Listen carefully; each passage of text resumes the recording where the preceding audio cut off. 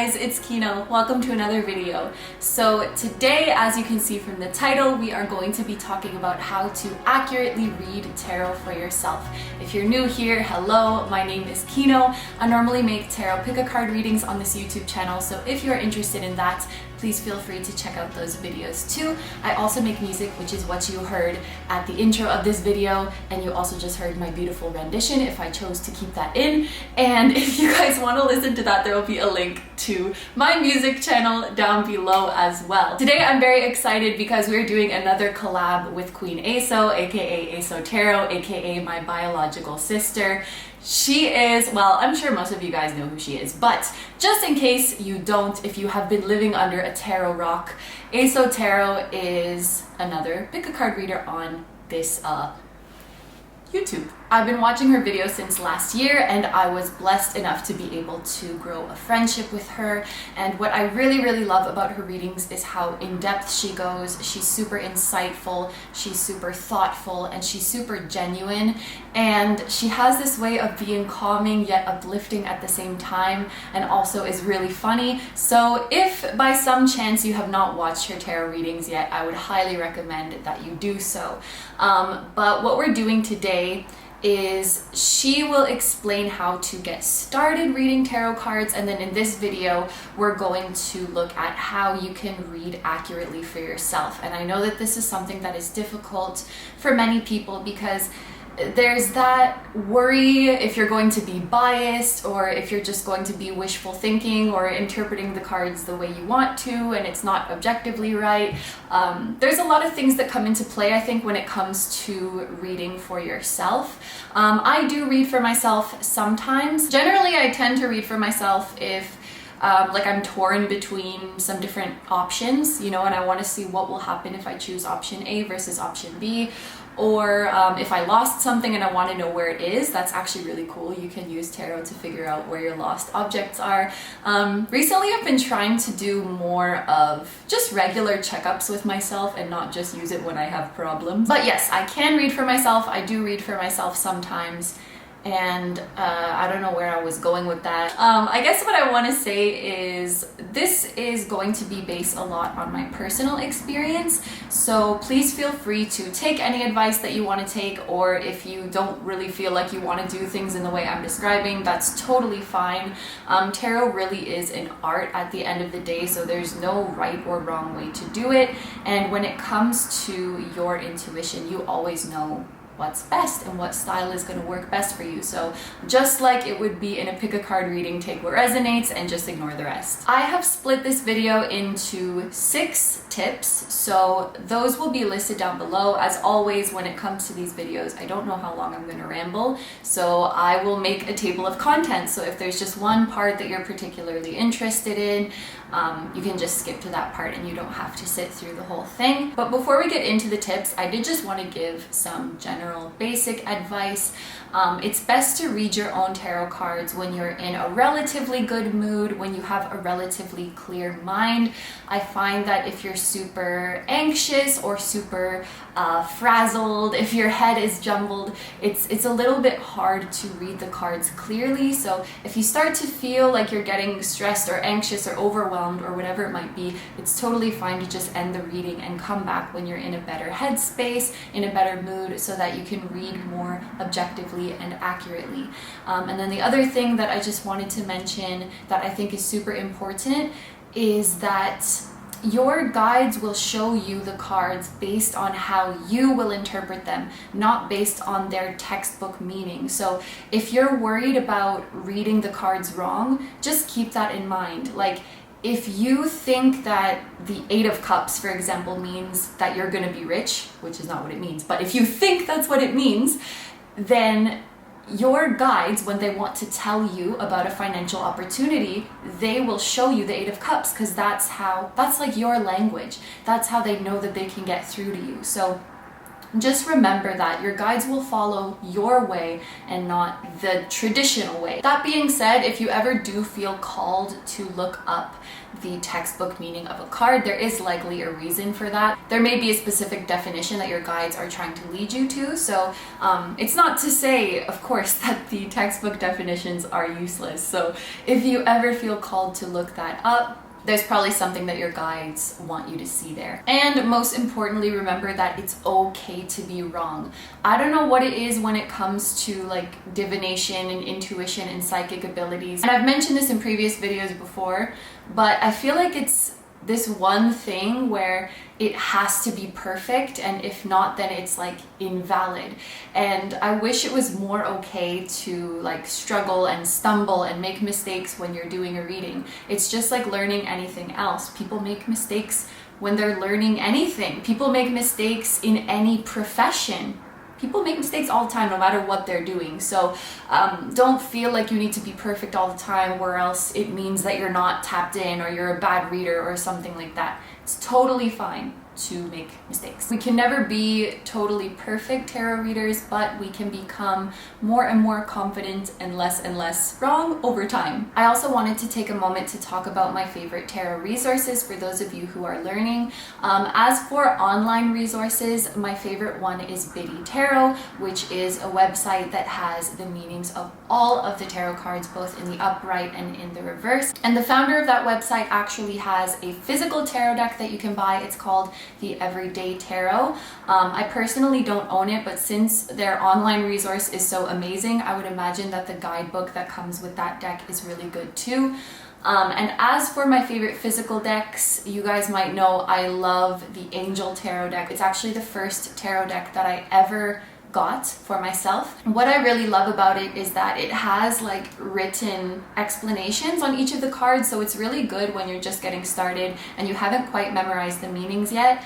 There's also the Fairy Tarot, which is very similar in the format. That one also has the written explanations on it, but they're not like exact copies of the Angel Tarot. I also really like the Ostara Tarot, if I'm pronouncing that correctly, and the Wild Unknown Tarot. Those have really amazing visuals and wonderful guidebooks. So that's all I wanted to say in the beginning. So without further ado, let's get into our 6 tips on how to accurately read tarot for yourself. So tip number 1 is don't use too many cards. I think a lot of tarot readers have experienced this when they're learning how to interpret the cards. You don't know what a reading is telling you, and so you start taking more and more and more to get clarification, but then you end up at this point where there are so many cards in front of you and it just gets confusing and overwhelming. You guys might know this, I have mentioned this in previous videos before, but I strongly believe that less is more when it comes to tarot. Even in my own readings, in my pick-a-cards that I do on YouTube,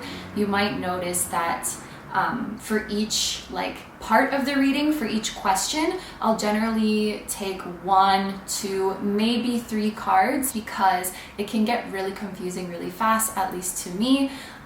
Maybe this is just my personal style, because I know there are some people that take out like 10 plus cards and they're able to like scan the whole thing and just get intuitive messages, but I personally read them one by one and I like extract as much information as I can from each of them. And again, it's my personal opinion, but I feel like this is a good way to get started when you're learning, so that you can really get acquainted with each and every card. If I don't know what a reading is trying to tell me, I often just kind of sit with it and I wait for the answer to come to me. In fact, when I'm filming pick-a-cards on my channel, it's not uncommon for me to sit there and think for a minute about what I want to say. You don't see that because obviously I'm not going to keep like 30 seconds of me sitting there in the video. That's going to be boring. But there are times when I space out for a little bit and I'm just thinking, what is this trying to tell me? So it's okay if it doesn't come to you right away. It's okay to give it a little bit more time. If I'm really stumped or if I feel like there's something missing, then in that case, I will pull a clarifier for myself. When you're getting started, a good format that I would recommend is to take 3 cards to answer your question and then 1 clarifier for each of those, so that you can get some added context. So I'm going to do an example now. but I have to think of something to ask. Okay, where am I going to be in a year's time? That seems, yeah. Oh my goodness. Okay. So there's Page of Pentacles,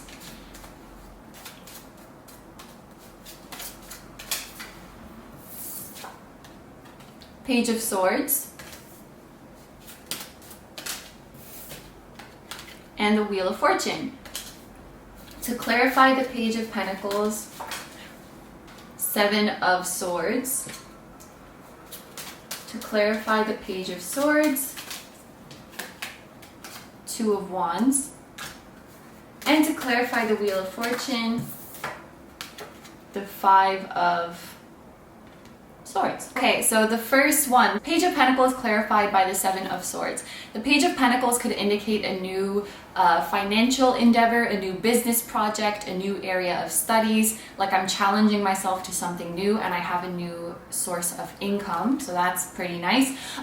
When it comes to the Seven of Swords, the original meaning of this card is deception and betrayal, but the first thing that came to my mind with this card is actually the internet and social media. This is one of the more like modern interpretations of this card, but if I put these together, it looks like it could be talking about some sort of new online business, possibly an online shop or something that I'm going to be doing in a year's time. Then we have the Page of Swords clarified by the Two of Wands. There are two pages here, so honestly, for a second I was like, am I gonna have children? The Two of Wands here can actually talk about partnerships with another person. It talks about new opportunities, new doors opening, and the little globe here, it makes me think of like an international something. So considering these cards that we just looked at, this could be like a partnership with somebody in another country or from another country. Maybe it's like my business partner, and this person could be an air sign because we got the Page of Swords, and I actually already know a couple air signs that I could be collaborating with in the future. And then the Wheel of Fortune clarified by the Five of Swords. Five of Swords has to do with conflicts, arguments, or things that are out of alignment with you. So people who disagree with you, people who don't vibe with you, people who you don't get along with. I was thinking with this, it could be like people who are not in alignment with my highest good will be removed from my life through divine intervention. I honestly can't think of who or what that would be right now, but when it comes to the Wheel of Fortune, there's usually an element of unpredictability, so maybe I'm gonna find something out in the future that someone or something in my life isn't really in alignment and it will be removed. I don't know. Anyway, so that's how I would do a beginner spread. Tip number 2 is use your common sense, but not too much. And I will explain, of course, what I mean by this. I used to think that it was easier to read for yourself rather than to read for other people because when it comes to other people, you might not know anything about their backstory or their current situation. So it's almost like you're just guessing out of thin air what this reading is talking about. But when it comes to you, obviously you know your own situation and you kind of have an idea, or you think you have an idea of what is likely to happen in your situation. But what is likely to happen is not always what does happen. So if you're trying to deduce too much from your logic, it can actually backfire and you might give an inaccurate prediction. About a year ago, I think, I did a video about how to predict timing using tarot. And that was one of the tips I gave, is like use your common sense, use your logic. And then I gave examples where I was predicting when certain things would happen in my life using my common sense, you know, in accordance to my example. Well, I was actually wrong about one of those predictions. So I had asked the cards when I was going to move into a new apartment, and I got the Two of Cups. And I said, okay, well, I don't really see myself moving anytime soon because I want to stay here. So I think it's going to be 2 years. So I thought. Little did I know that some months later, my landlord had the absolute audacity to try to raise my rent by 50%.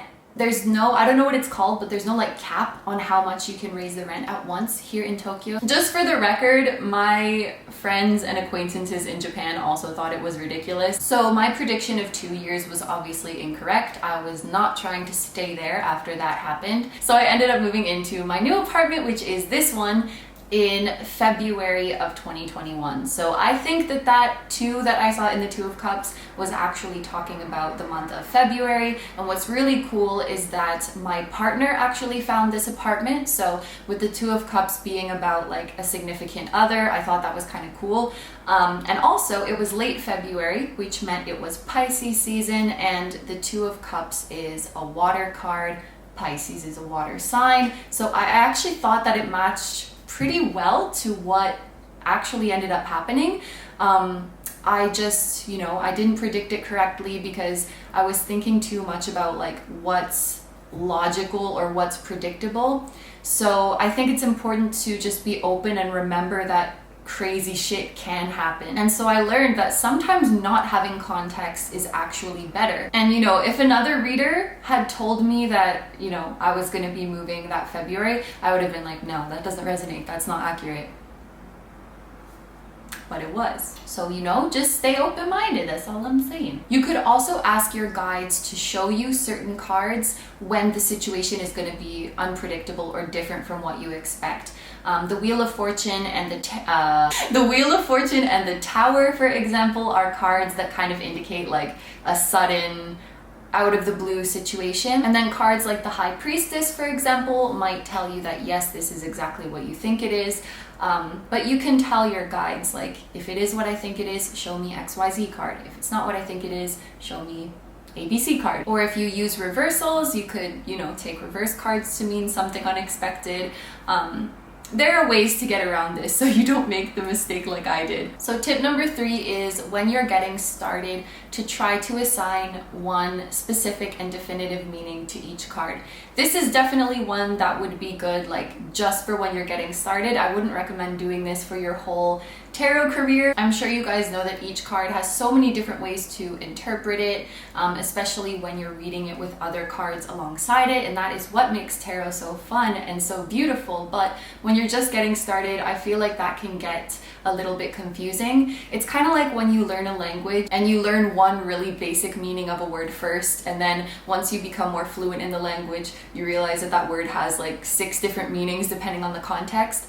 But if you were to have learned that right off the bat, you would probably get overwhelmed, right? I actually think that people who have experience learning a foreign language might have an easier time learning tarot because there's like a lot of similarities. This was something that did confuse me though when I started to learn tarot at first, and I would Google what a card means, and then there would be like paragraphs upon paragraphs of what it means in all these different situations, and it was just a lot for me. I do think it's good to use those definitions for reference and see if there are any that really resonate with you, but in the end you get to decide what the cards mean. So at first I would recommend coming up with like one definitive meaning for each card, and that will make it easier to interpret when it comes out, and also reduce the risk of you like giving an interpretation that is too subjective or too based in your emotions. If you have written down like when this card comes out it's going to mean this, then it's harder to get in your feelings or get in your head and get confused about what it's trying to tell you. I would recommend determining at the very least like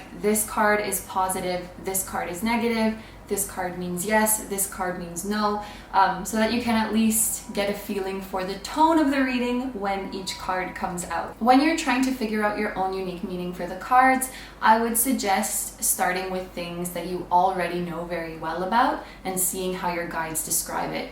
Like for example, hey spirit guides, how would you describe how I feel about my current job using the cards? How would you describe how I feel about my cat using the cards? Because you already know how you feel about these things.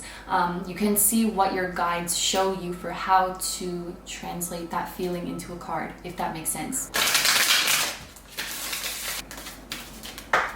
I asked how I feel about Nickelback and I got the 2 of Swords. It's true, I'm on the fence. Nickelback has some bangers, but they also have some lyrics that I'm like, come on, are you serious? So in the future, As an amateur tarot reader, if I'm to get the Two of Swords, I could interpret this as not really knowing where I stand on something, not really knowing how I feel, having mixed emotions. They were number 4 on my Spotify Wrapped though. Tip number 4 is that the first thing that comes to your mind is usually the correct interpretation. And this is because our intuition comes in these immediate sparks before we even have a chance to think about it or analyze it or assess it. It just pops into our head like a light bulb. And then it's usually our ego that comes in later that likes to assess and say, well, that's not realistic, that's not likely, that's wishful thinking. And then the ego forces its own interpretation on top of our intuition based on what it deems to be an acceptable interpretation. Sometimes it is a little bit tough to catch our intuition because it can be quite subtle, it can be quiet.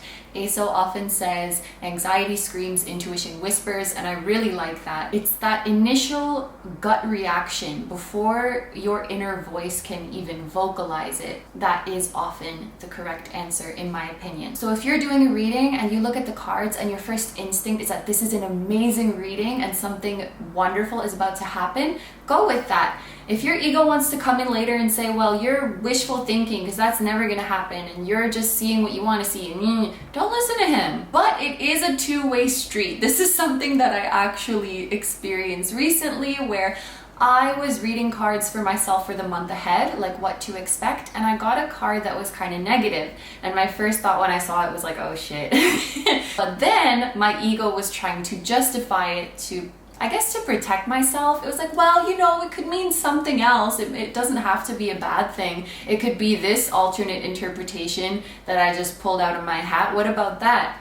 But no. A few days later, it was the negative thing. It was the first thing that came to my mind. It was the death card, so you know. I know that ultimately death will lead to a rebirth and it will be a good thing, but it kind of sucked in the moment. So take that first initial instinct. It can take a while to, you know, catch it in the first moment because, like I said, your intuition can be quite subtle, but this is just like a muscle. The more you practice tapping into your intuition, the easier it will be. If you guys want more tips on how to distinguish your intuition from your ego, I have a video on that called Intuition versus Wishful Thinking, How to Tell, and I will put that up wherever it goes so that you guys can watch it after if you want more guidance. Just before closing off on this tip, if you are really worried about the possibility of you wishful thinking or just seeing what you want to see, it could be that there is a negative outcome that you are fearing. For example, if you're pulling cards about a person of interest feelings towards you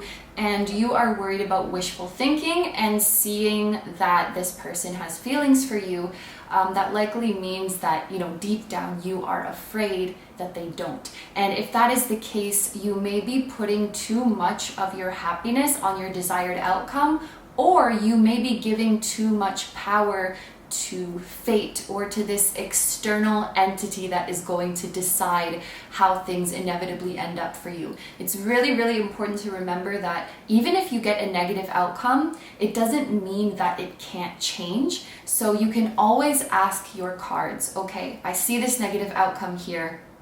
How should I navigate this? Or is there something I can do to change this? What can I do to change this?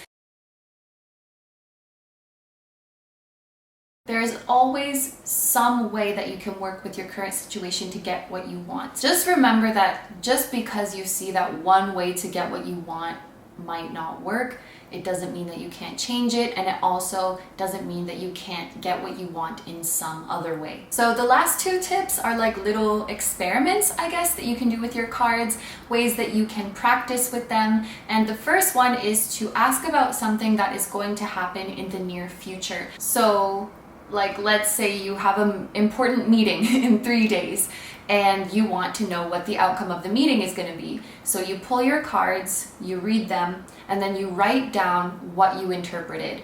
I got this card, and this card, and I think based on these cards that the meeting is going to go like this. So then 3 days later you go to your meeting and then you come back to what you wrote and see how it compares to what actually happened. See where you got things right, and then if you did get something right, remember that card interpretation for the future because you know that it's accurate. If something was a little bit off, Maybe there is a need to readjust your personal meaning for a certain card, or how you interpret that card in certain situations. And as you gain more and more data, it will become easier to read the cards in certain contexts. You don't necessarily have to write them down. I kind of take mental notes when certain things come out, and then when I'm reading for someone else, I'm like, oh yeah, the last time this card came out in this situation, it was in reference to that, so maybe this is something similar. And then the final one, this was something that just popped into my head, and I've actually never done it before, but I thought it could be cool. I think this one would be good for people who are concerned about being biased or too subjective in their interpretations. So this was my idea. You have a question that you want an answer to, and you make 3 hypothetical readings. Once you have your 3 hypothetical readings, you can write down or just remember your interpretation for each. And you will be able to be objective when doing so, because it's not a real reading, it's just hypothetical. Like, if I were to do a reading for myself and get these cards, this is what it would mean. And then once you have your 3 descriptions, you can like ask someone to give you a random number from 1 to 3, or you can use like the random number generator thing on Google. You could roll a die or something, I don't know, and get a random number from 1 to 3, and then that one will be the actual reading. So you're not interpreting it with the assumption that this is my true future. So maybe this way can help you be a little bit more emotionally detached, because it's just hypothetical. And by the time you figure out which one is real, you've already given your objective interpretation.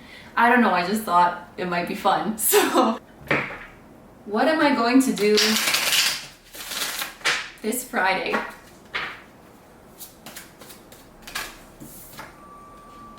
Page of Cups. So the first thing that came to my mind with this one is spend it with my partner, because Page of Cups can talk about like an offer of love or emotions, and it has a more light-hearted energy to it. I think of the Page of Cups as like playful and leisurely and this kind of thing, so it could be like a relaxing day with them. Number 2, legal stuff, which is also kind of likely.